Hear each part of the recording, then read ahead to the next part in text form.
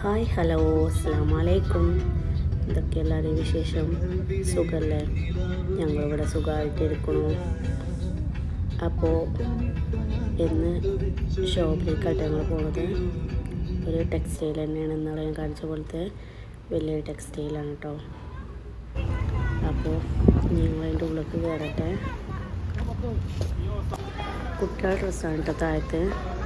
അങ്ങനെ ഞങ്ങൾ ഇന്ന് കുട്ടികളുടെ ഡ്രസ്സൊന്നും നോക്കിയിട്ടുണ്ടായില്ല, നേരെ മുകൾക്ക് കയറുക ചെയ്തത്. ഞങ്ങൾക്ക് ടോപ്പ് എടുക്കണം എന്ന് കരുതിയിരുന്നു. അപ്പോൾ നല്ല സെലക്ഷനൊക്കെ ഉണ്ടെങ്കിൽ ഓഫറും കാര്യമൊക്കെ ഉണ്ടെങ്കിൽ എടുക്കണമെന്ന് കരുതിക്കൊണ്ട് കയറി കേട്ടോ. മേലക്ക് പോവുകയാണേ. കണ്ടില്ലേ, ഷോപ്പിന് അല്ലാറമ്മ പോലെ തന്നെ അത്യാവശ്യം വലിയൊരു ഇതാണ് കേട്ടോ, ടെക്സ്റ്റൈലാണ്. ഓഫറും കാര്യമൊക്കെ ഇഷ്ടം പോലെ ഉണ്ട്. കുട്ടികളുടെ ഡ്രസ്സിനും ഒക്കെ ഇഷ്ടം പോലെ ഉണ്ട്. അപ്പോൾ താഴത്തെ ഞങ്ങൾ വല്ലാതെ നോക്കിയിട്ടുണ്ടായില്ല, നേരെ മുകളിലേക്ക് കയറല്ലേ ചെയ്തത്. പക്ഷെ നമ്മളിങ്ങനെ മേലിൽ നിന്ന് എസ്കലേറ്ററിൽ നിന്ന് ഇങ്ങനെ ഷൂട്ട് ചെയ്തപ്പോൾ തന്നെ ഓഫറും കാര്യമൊക്കെ നമുക്ക് കാണാൻ പറ്റിയിരുന്നു.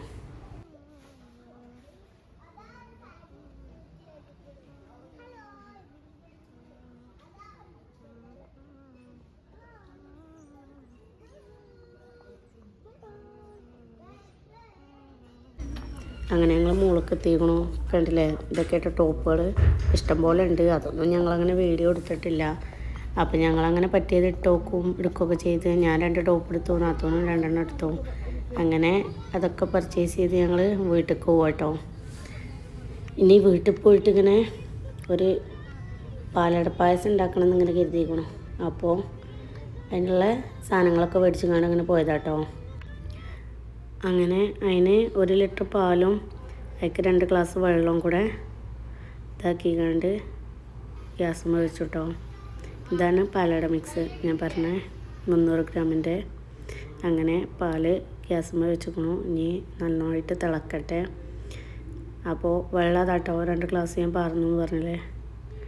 അപ്പോൾ അതും കൂടെ പാർന്ന് ഇനി നല്ലതായിട്ട് തിളക്കട്ടെ. അപ്പത്തിന് ഞാൻ കുറച്ച് മുന്തിരിയും കൂടെ കഴുകി വെച്ചിട്ടോ. മുന്തിരി അതിലുണ്ട്, അണ്ടിപ്പരിപ്പ് മുന്തിരിയൊക്കെ ഉണ്ട്. പക്ഷേ ഞങ്ങൾക്ക് എല്ലാവർക്കും നല്ല ഇഷ്ടമാണ് മുന്തിരി പായസത്തിൽ ഒരുപാട് കഴിക്കണത്. അപ്പം അങ്ങനെ കുറച്ചും കൂടെ എക്സ്ട്രാ മുന്തിരി ഇട്ടിരുന്നു. പിന്നെ അതെല്ലാം തിളച്ച് വന്നപ്പോൾ പാലട മിക്സ് ചേർക്കാം കേട്ടോ. അങ്ങനെ ചേർത്ത് ഇനി നല്ല കുറുകി വരണം. കുറുകി പാലട മിക്സും പാലും കൂടെ നന്നായിട്ട് കുറുകി വറ്റി വരണം. അപ്പോൾ ഇനി അതൊന്ന് നന്നായിട്ട് തിളച്ച് കുറുകട്ടെ. പാല് നന്നായിട്ട് തിളച്ച് വന്നപ്പോഴേ അതിലെന്തൊരു പാട പോലെ ഉണ്ടായിരുന്നു. പിന്നെ അതങ്ങനെ കുറുകി വന്നപ്പോൾ അതങ്ങനെ പോവുകയും ചെയ്തു കേട്ടോ. ഞാൻ കുറേ ഇങ്ങനെ കോരിയൊക്കെ നോക്കി, പക്ഷേ അങ്ങനെ കിട്ടണുണ്ടായില്ല. പിന്നെ അങ്ങനെ കുറുകി വന്നപ്പോൾ അത് ശരിയായിട്ടോ, അതതിൽ അലിഞ്ഞും ചെയ്തു.